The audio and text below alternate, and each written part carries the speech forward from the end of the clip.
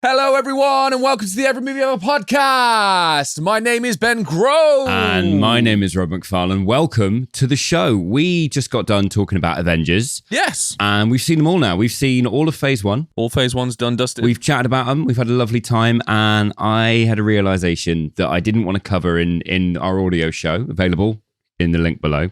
Sure. That I thought would be interesting to bring to YouTube and sort of dig into, you know? Give it me. How does having been into comic books before Marvel, sort of became big and popular, how does that make you feel?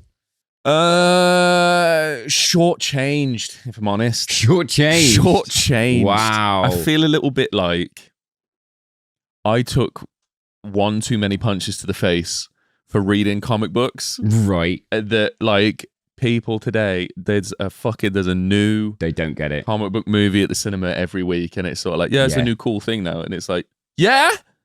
Oh, yeah?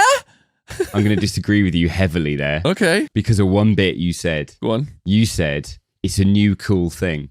Oh, well, I mean, by new, I mean, like, last decade. Right. I'm going to argue that liking Marvel before comics should make you feel incredibly old. Oh, that's upsetting. Because think about it. Think about it. The first ones were coming out. Yeah. 2010. Yeah. That's kind of 2010 was like the peak of Phase 1 of Marvel, right? That is 14 years ago. 14 years ago. Fuck so me, 18-year-olds of today, mate, have never known anything but Marvel being the most popular thing at the box office. Fuck me. I don't know how to feel about that. I'm more shortchanged now. Yeah. Because not only am I shortchanged, I'm old. You're a shortchanged old man. Are we those guys on the, every street has one where it's like, get off my garden. I know your mom. We're the old men shouting at clouds going, in the comics, it wasn't like that. The Hulk's a deeply complex character.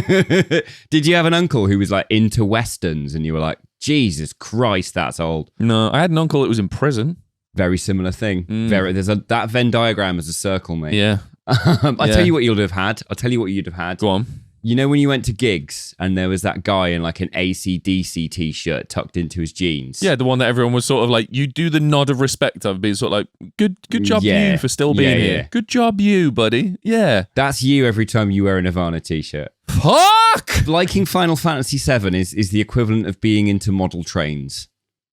Fuck you. Fuck you. No. I've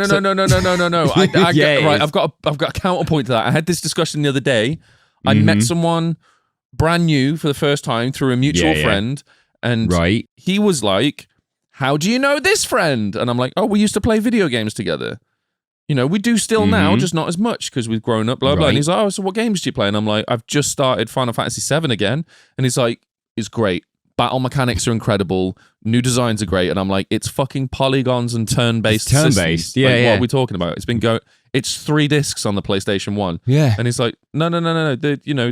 It's kind of like Final Fantasy 15. And I'm like, are you on about the fucking remake? Yeah. Look at me in the eyes and tell me that I'm the sort of man that looks like I've gone out to do the fucking remake. So that exact same old guy from your childhood was like, oh, you like Railroad Tycoon and Roller Coaster Tycoon? Wicked. Yeah. Come into the shed and look at my model trains. Yeah. That's exactly the conversation you had with that guy. I hate everything about this. I'm not happy about it because I can't even pinpoint the moment where I've become that guy. I just am him now. That's like, how do you deal with this? Well, here's the thing. I think I was, at the time, I was really happy to see something that I treasured becoming really popular. Same. Buzzing my tits But off. now it's been popular, it's gonna date. And because Marvel Comics and comics generally were never really that popular, they were kind of timeless. Fuck. We covered Kevin Smith's movies, right? And he's got Mallrats, which is like steeped in comic book culture. Yeah, it's like early, about the comic book store. Being a teen in the early 90s. Obviously, I wasn't that.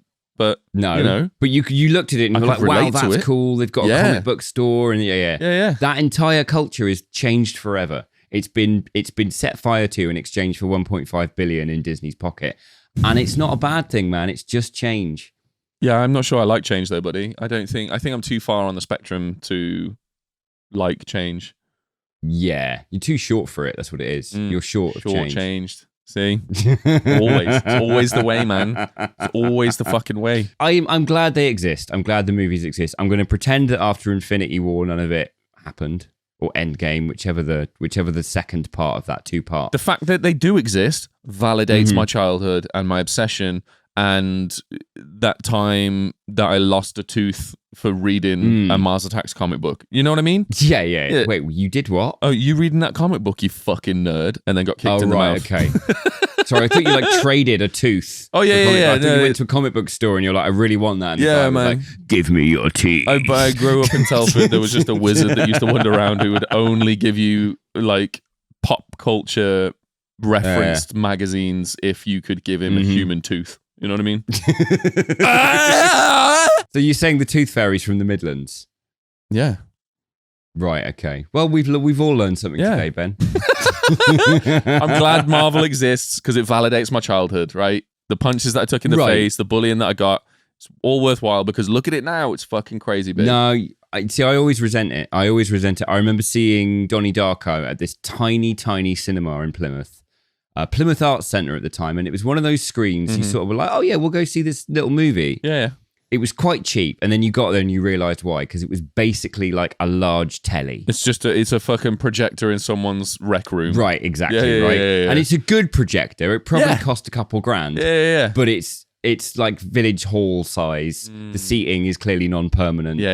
They can use this space for other shit. Yeah. So went to go see this movie. There was no buzz about it. I had no concept, and I must have been about 14. Yeah. So 14-year-old little goth me obviously instantly fell in love. Yeah, you walked in there flaccid, sat down, immediate erection.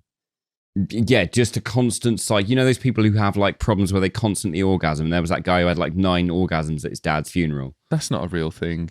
It's a real thing. Stop it. Yeah.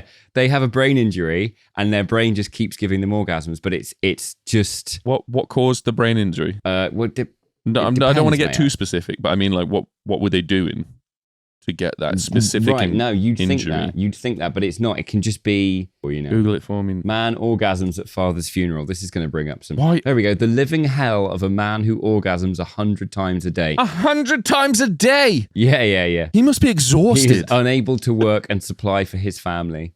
Oh, there's some jobs that's got to be all right in. All the photos of this article are just him on his hands and knees in public.